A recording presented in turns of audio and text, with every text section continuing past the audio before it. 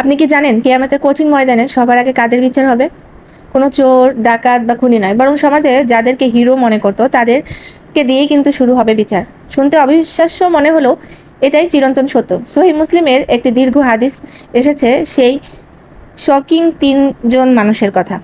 একজন যিনি প্রথমজন মনে করি আমি, সে হচ্ছে সেই বীর শহীদ যে ময়দানে লড়াই করে প্রাণ দিয়েছিল। আল্লাহ তাকে বললেন, তুমি লড়াই করেছিলে যেন লোক তোমাকে বীর বলে, আর সেটা দুনিয়াতে বলা হয়েছে। তোমার নিয়ত পূর্ণ হয়েছে। এরপর তাকে উপর করে জাহান্নামে নিক্ষেপ করা হবে। আর দ্বিতীয় হচ্ছে সেই ব্যক্তি যিনি বিশ্ববিখ্যাত আলেম, যে সারা জীবন জ্ঞান বিতরণ করেছে। আল্লাহ বলবে, তুমি তো ইলম অর্জন করেছিলে যেন লোক তোমাকে বড় আলেম বলে, তুমি সেটা পেয়েছো, ফলাফল চিরস্থায়ী জাহান্নাম। আর তৃতীয় সেই ব্যক্তি যিনি হচ্ছে বড় দানবীর, যে অকাতরে দান করতো। আল্লাহ তাকে বলবে, তুমি দান করেছিলে যেন লোকে তোমাকে দাতা বলে, তোমার সব তুমি দুনিয়াতেই মানুষের প্রশংসার মাধ্যমে নিয়েছো। তাকে টেনে হিস্ট্রে জাহান্নামে নেওয়া হবে। কেন এমন ভয়াবহতা এবং এমন পরিণতি হবে?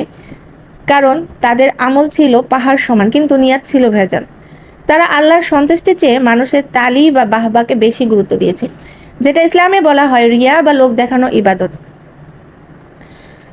আমাদের এটা নিয়ে একটু ভাবা উচিত। আপনারা সবচেয়ে বড় নেককার হয়েও জাহান্নামে যেতে পারেন শুধুমাত্র এইসব ভুল কারণে।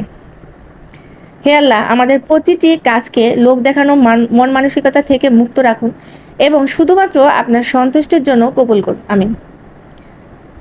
সবাইকে এই ভিডিওটা শেয়ার করার অনুরোধ রইল, কারণ এখন ম্যাক্সিমাম ফেসবুক স্ক্রল করলেই দেখা যায় বিভিন্ন দান সদকা, বিভিন্ন জায়গায় নামাজ, ইবাদত বন্দি দেখানো, লোক দেখানো, এটাকে বেশি প্রাধান্য দেয়া। সোশ্যাল মিডিয়া এই জিনিসগুলোকে বেশি বাহবা পেতে মানুষ পোস্ট করে।